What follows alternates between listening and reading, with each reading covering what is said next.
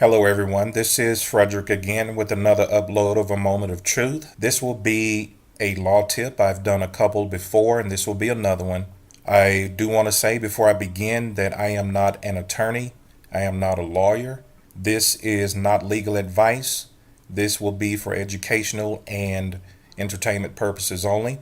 With that being said, please become familiar with or have someone in your family become familiar with your state's penal code. Have another person in your family or your friend circle or your community become familiar with your state's code of criminal conduct.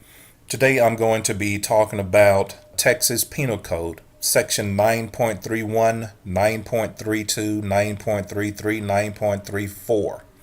I may get into and mention section 9.41, 9.42, 9.43, 9.44. And the name of this section, actually the subchapter is C, and I'm going to flash these on the screen for you to read them as I'm talking and probably even read through them after I'm finished. But subchapter C is entitled Protection of Persons. Section 9.31 is self-defense. I'm going to kind of do section 9.31 and then kind of paraphrase through the other sections if I have time, because all of the rest of the sections are primarily based on 9.31. But again, I'm going to flash these on the screen as I'm going through it, and also maybe a little after I'm finished verbally, so that you can see for yourself. So let me begin. Again, this is Texas Penal Code, Subchapter C, Protection of Persons. Section 9.31 is entitled Self-Defense. It says, except as provided in subsection B, a person or I would be justified in using force against another person when and to the degree that I reasonably believe the force is immediately necessary to protect myself against the other's use or attempted use of unlawful force. And we do want to keep the word unlawful at our forefront. Unlawful force. My belief that the force is immediately necessary as described by this subsection is presumed to be reasonable if I know or have reason to believe that the person against whom I'm using force, A, unlawfully and with force entered or was attempting to enter unlawfully and with force my occupied habitation or home, vehicle, or place of business or employment, which means I don't have to own it, just where I work. B, that person unlawfully and with force removed or was attempting to remove unlawfully and with force me from my home, my vehicle, my place of business that I own, or just at the place that I work. And or C, just one of these, A, B, or C have to be met, or that person was committing or attempting to commit aggravated kidnapping, murder, sexual assault, aggravated sexual assault, robbery, or aggravated robbery. Number 2, as long as I do not or did not provoke the person against whom the force was used, against the person that I use force against. And what that means is I can't slap someone and then when they slap me back, I then can say, okay, I have a right to defend myself. I provoked that, okay? So, as long as I did not provoke it, it's cool, it's fine. And also, number 3, and I was not engaged in criminal activity when the force was used. Okay? So, just as a quick summary, I can use force against another, and it's justified when I reasonably believe that my force was immediately necessary to protect myself against another's use or attempted use of unlawful force. I have to know or believe that that person unlawfully and with force entered into or was attempting to enter into, if they removed me or attempted to remove me with force unlawfully from my home, from my vehicle, from my place of business that I own, or from my employment, from the place that I work, or that they were trying to commit those listed crimes against me. And number 2, I didn't provoke that. I didn't do something in order to provoke it. And also, I wasn't engaged in criminal activity at the time. Let's go down to B. B says the use of force against another is not justified. It cannot use force against another. It will not be justified. One, in response to verbal provocation alone. Someone just talking lip, talking smack does not give me right to hit them in the head with a ice tray or whatever. I can't use that. It will not be justified. I can't use force in that situation. It won't be justified. I'm going to get in trouble. Two, the use of force against another is not justified. Number two, to resist arrest or search that I know is being made by a peace officer or by a person who's under the direction of a peace officer, even if the arrest or search is unlawful. I cannot use force against them. Here's the big word: unless. Unless the resistance is justified under subsection C. Okay, we'll get to C in just a moment. But let's read that again. The use of force against another is not justified. One, because someone is talking lip. Number two, my use of force cannot be justified just to resist an arrest or to resist a search by a police officer or someone who's acting under the police officer's direction, unless my resistance is justified under subsection C. Now, I should just go ahead and go into 3, 4, and 5. The use of force against another is not justified if I consented to the exact force used or attempted to be used by the other. If I told them, okay, you can, it's okay if you do what you do, whatever you do, and they use that, I cannot then say, okay, I need to resist and use force against you. I can't say that because I agreed or consented to that exact force. Or 4, if I provoke another and they use force against me. If I provoke somebody, if I, again, slap somebody, they slap me back, and then we get in a squabble. Now, I can use force against them if I start the fight, and then they fight me back, and then we go to A.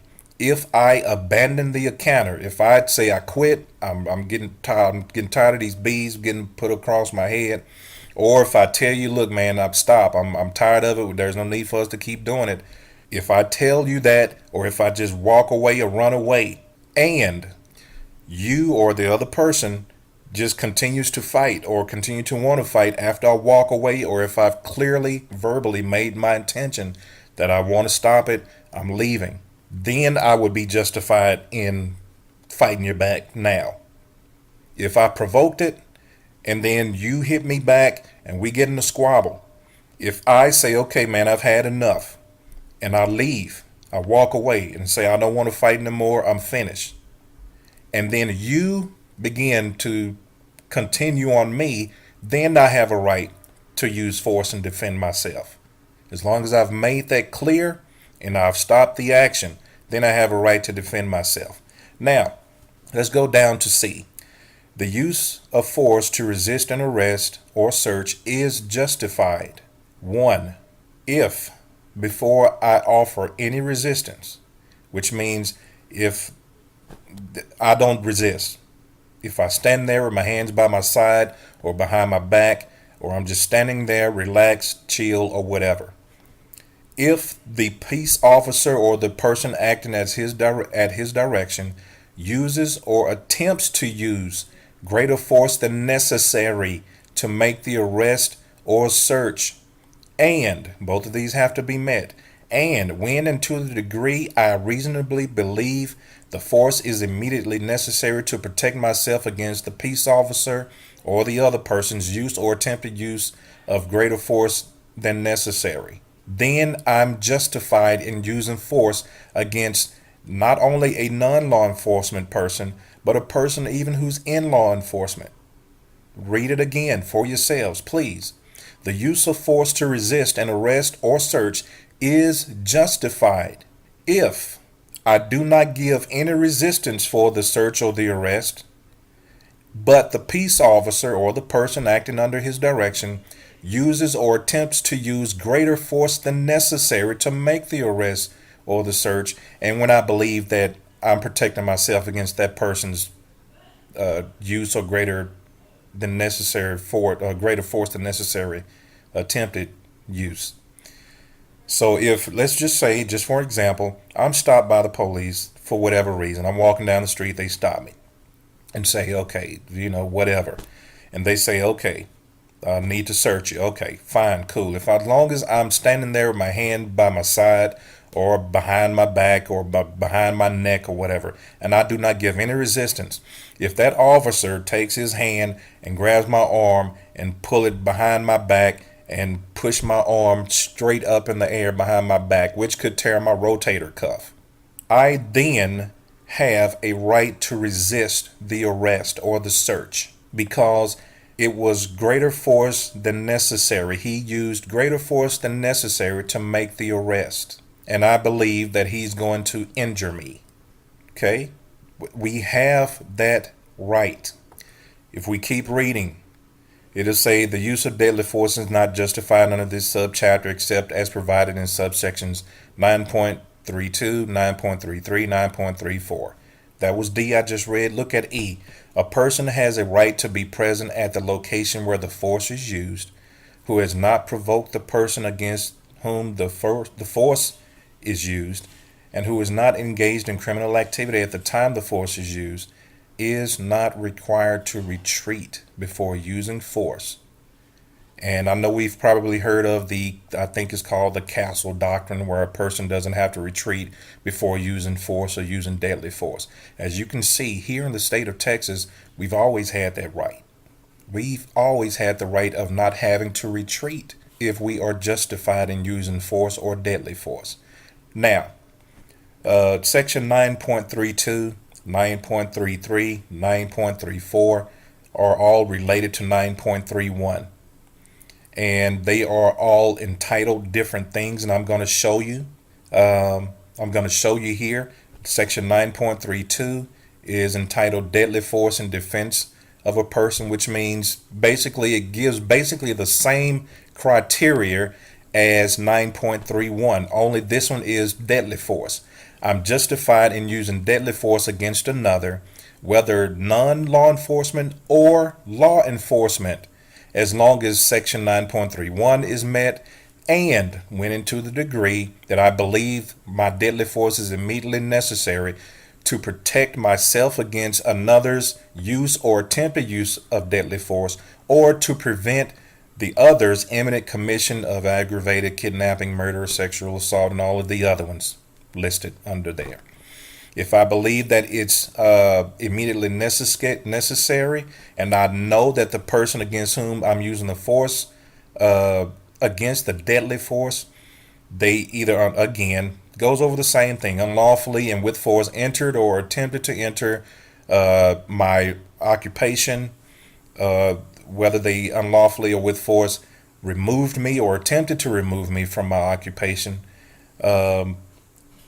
or just attempting to use deadly force against me, unlawful deadly force against me, then I have a right to use deadly force against them.